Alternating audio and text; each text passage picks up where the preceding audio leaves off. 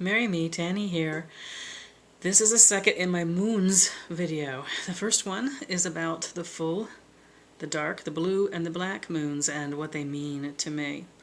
And this one is going to be about the moons of the calendar months as we go round the wheel of the year and what they mean to me. And one of the things that I think I wanted to bring in this discussion is I was taught early on to develop my own system of what the moons were, to name them and know what they meant to me. And yes, we did learn the traditional Wiccan moons for each month. And when it comes down to it, a dryad moon or a hunter's moon or a blood moon or a corn moon or a mead moon or any of those names that came along with all the different moons of the year, in the end it comes down to what do they mean to you? Do those words mean something to you? Do they fit the land where you live? One of the things that can be challenging is we look at some of these traditional archetypes of the moon of the month and they don't quite fit where we live. They don't match the feel of the land and the season and the flow of the water and the tide upon the land we are currently living in. It's out of time and place. It doesn't quite fit. And that can be a big disconnect when you're trying to relate to the moons. So part of my first degree training in my very first circle was name the moons of the year as we go around this year in a day for our studies. Name the moons with a name that means something to you. Decide who you're going to relate to at each moon and what that moon means to you. And that has been how it's been lifelong for me. Things have changed over the years. Some of the things I've called the moons have changed, and some of the things that I do traditionally on each moon have changed. But I will share with you what I do now because I think you might be interested in it. For me, there is a set rite that I as a solitary do for each moon.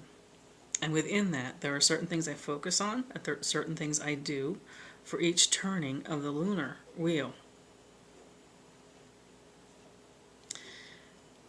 So the most important thing is that these names and the way they feel and the goddess that I relate to in them is what it is for me.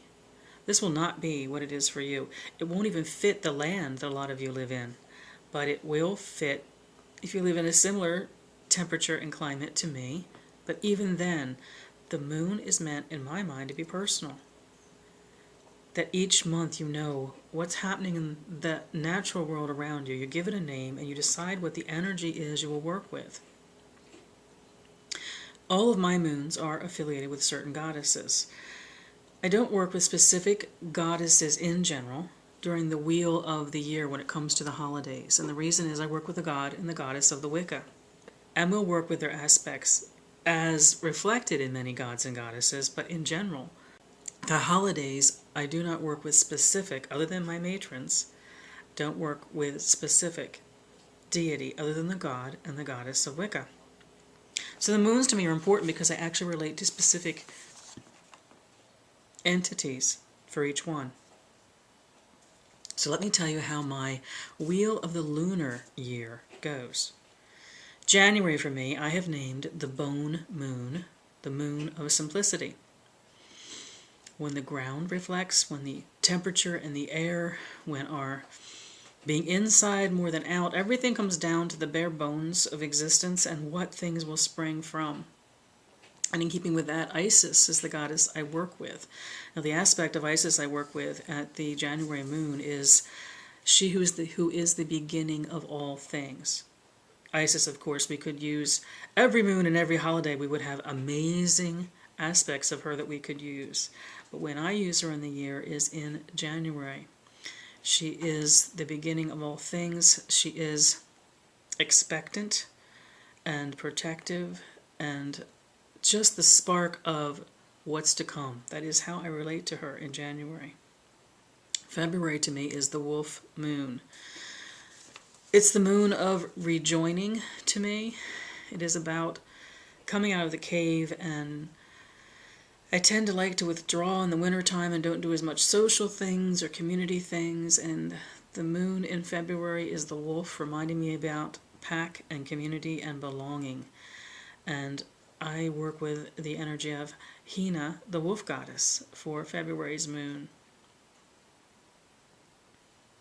March to me is the wind moon. Here it is where the winds of March truly are blowing upon us. It's always a windy month.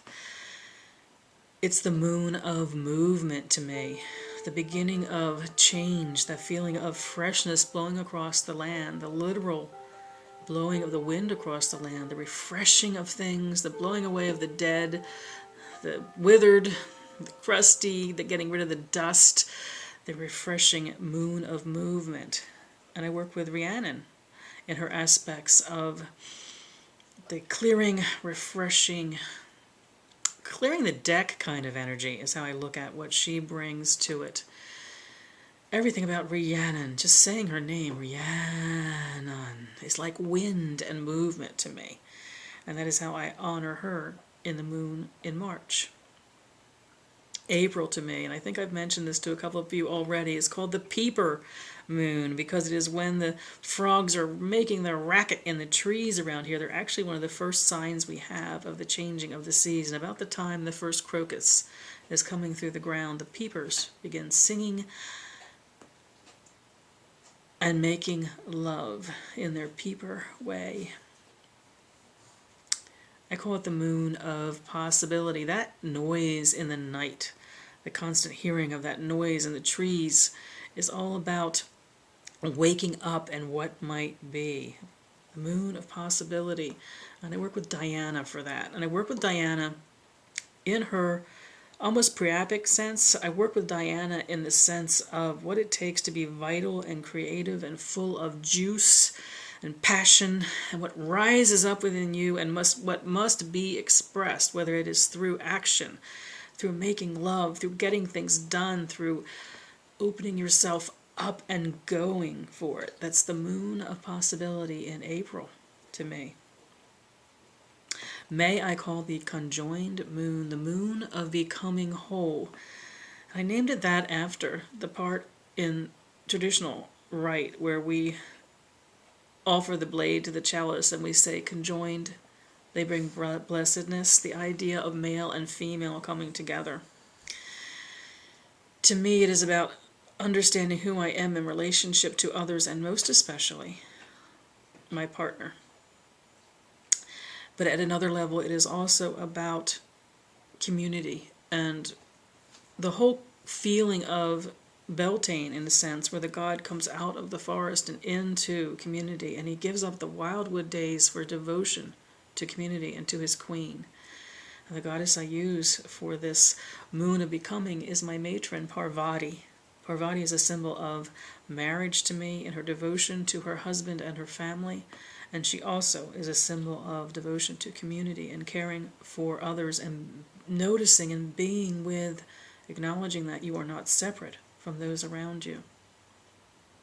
And then there's June, which I call the firefly moon, the moon of vitality.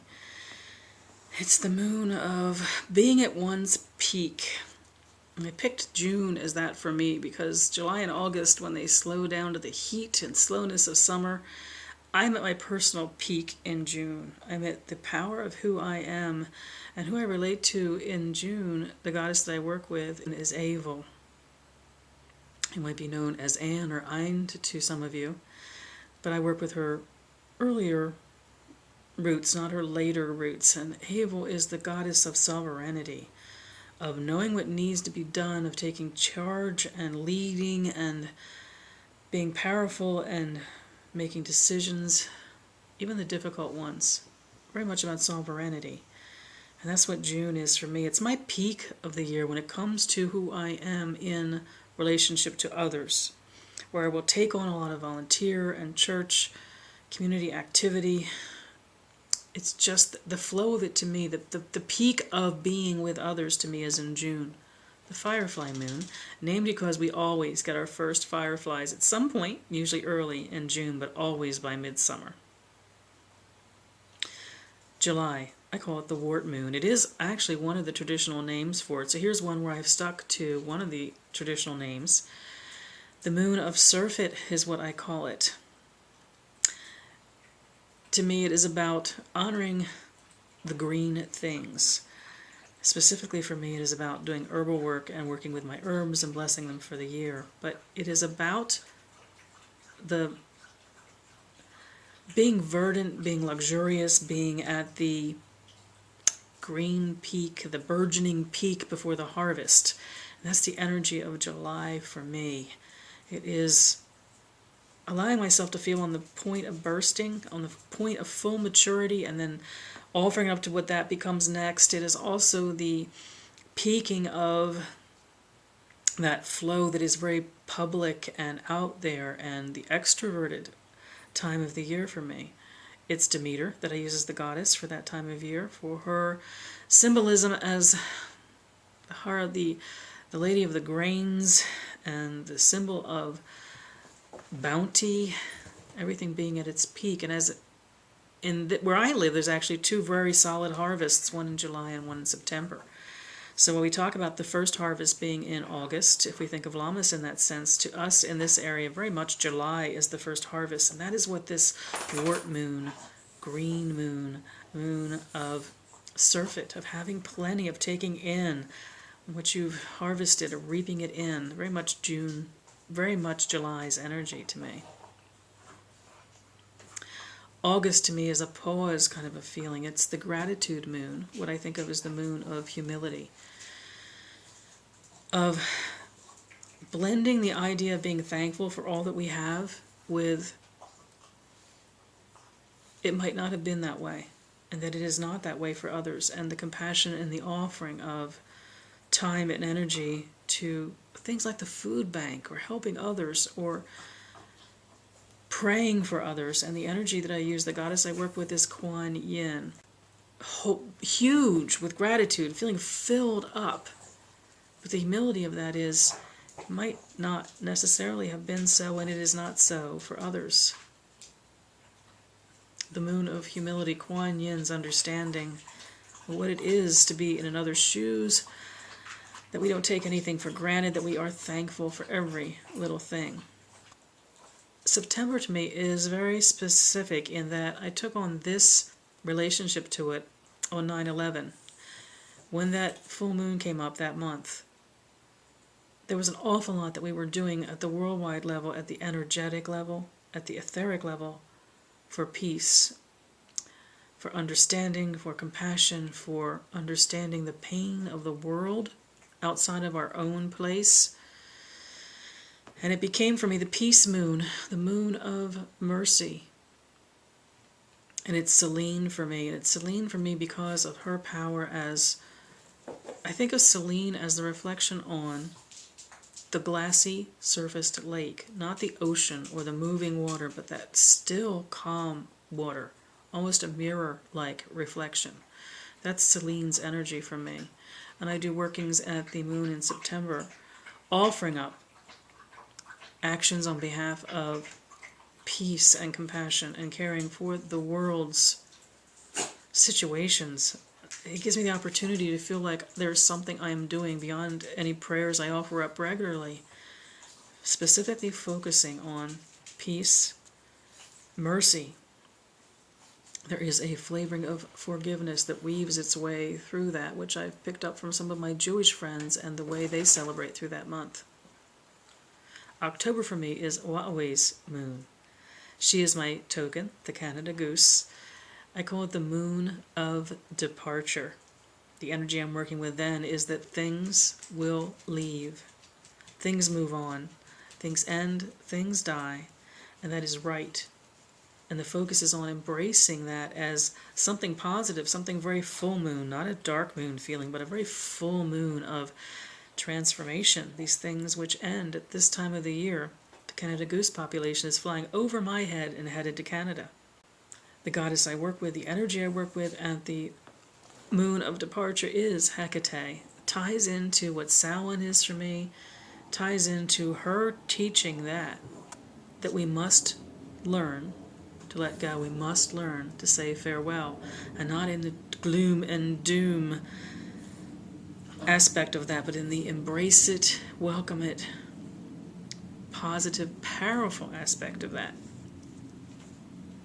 November's moon. November is probably it's probably my favorite moon. I embrace going into the quiet place as the year turns round. I have no problem with winter, with quiet, with the cave, with withdrawing, with silence. And November to me is the still moon, the moon of white silence. I just love the feeling of that still moon. I guess my nature is to be that way. I almost have to force myself throughout the year to remember the lessons of the turning of the wheel and be what I need to be in relationship to others and community, and remember that I need to be growing and changing and evolving, because by nature I tend to settle into a comfortable place, to a still place, and it is who I am.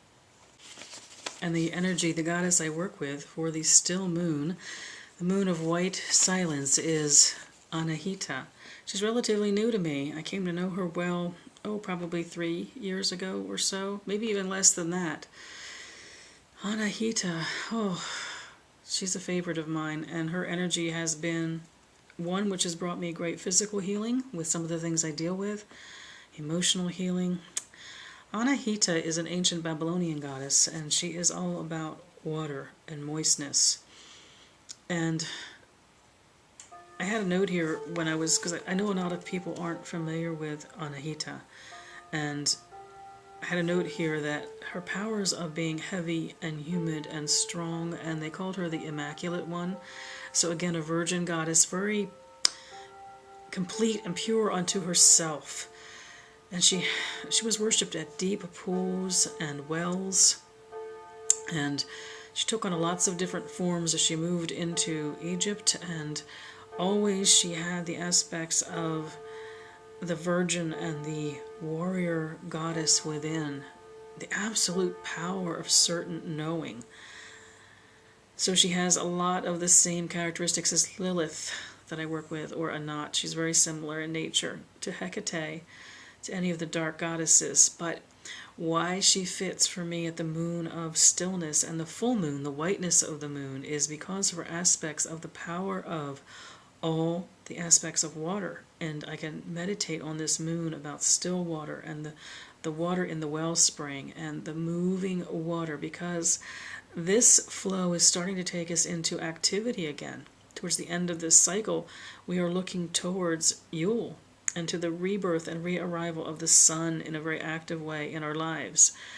And Anahita to me is the powerful knowing, inner knowing that comes from the quiet pool and the flowing water. That's November, the still moon. And we come to December. I call that the faith moon, the moon of devotion. That honors as much as anything. It honors that what Yule and the spirit of Yule means to us, the returning sun, and tying my moon and lunar experiences in with that solar cycle. And it is also very much an honoring of, the whole climate and temperature of December to me is still goes back to my childhood, decorating the house and putting up the tree, things I still do. The change in the energy of being out and about, and I happen to love the things that happen in malls with the energy and the noise and the music and the Santas and all the things that happen, all the energy of the season. The good parts of what December is through many of the different religions that work their way up to a solar festival which celebrates hope and faith and devotion and knowing that the cycle continues and it's all good. Very, very much the whole feeling of December to me, I let it still be what it was as a young child anticipating Christmas with my family. And then as I matured and learned what all these returns of the solar deities meant to so many of our current and ancient religions, and also what my friends celebrate throughout December, all of the different religious celebrations of the returning light. Very much knowing that all is good, having faith in the future and the turning of the wheel, and my energy that I work with, the goddess that I work with, Hestia, she of the flame. Very, very powerful time of year for me to work with her. Not the traditional time of the year to work with any of these deities, particularly unless I've accidentally stumbled on a month that means something in their history and then in their and in their mythology, but what they mean to me and the energy that I recognize in them that I tie to these moons throughout the year. And the only other thing I wanted to share for now about the moons, two things I guess. The first thing is I think I am going to start doing a little bit each month about that moon and what the energy means and what it might mean, what it definitely means to me. The other thing is I am actually working very much with bringing devotion to the God on these lunar celebrations into my personal rites. And so I am learning and growing and experiencing through these goddesses who their partners, who their lovers, who their brothers or sons were, and including them in these rituals. I feel very strongly at this point in my life that I want more of the presence of the God in even the lunar rituals. And I want to be better about honoring the solar celebrations and doing drawing down of the suns and things which include him throughout the year in a more regular and planned way. So I'm in a learning phase with how I'm involving each of these goddesses and the energy of the male divine with them at these moons. I feel very strongly that when we call God into our circles at lunar celebrations, that he with us then waits on and is devoted to goddess when we call her to the circle. One of our relationships to the God as women, I do believe, is he, like us, is here. He's waiting. He is physical. He lives and he dies and he understands and relates to us in our living and our dying. And with us, he is devoted to and waits like we do for the arrival of goddess into our circles, and along with us performs acts of devotion and respect to the goddess we call to the circle on these lunar celebrations. That's a little bit of a taste of how my practice is shifting and changing and how it's growing at this point in my life when it comes to involving the male divine very powerfully in these lunar rites. I want to leave you with none of these energies and none of these deities that I have mentioned are it. They are what it has become for me, and in fact it changes. Some of these things have stayed similar and some of these things have changed over the years as new entities have made themselves known to me, and as I mature and change myself, and the tide of the year feels different than it did at other times in my life. So I offer these things as really the possibility of creating what your lunar wheel of the year is for you. Not so much that you might want to take on anything that I do, but that you would understand, if it has not been part of your practice, that a dry list of here are the moons and here is the name of the moon, the deity associated with it, and here's what you must do. It is so not that.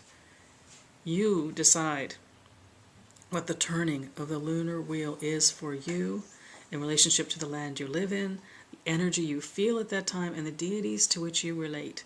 And that is what I would like to be the takeaway from this particular video.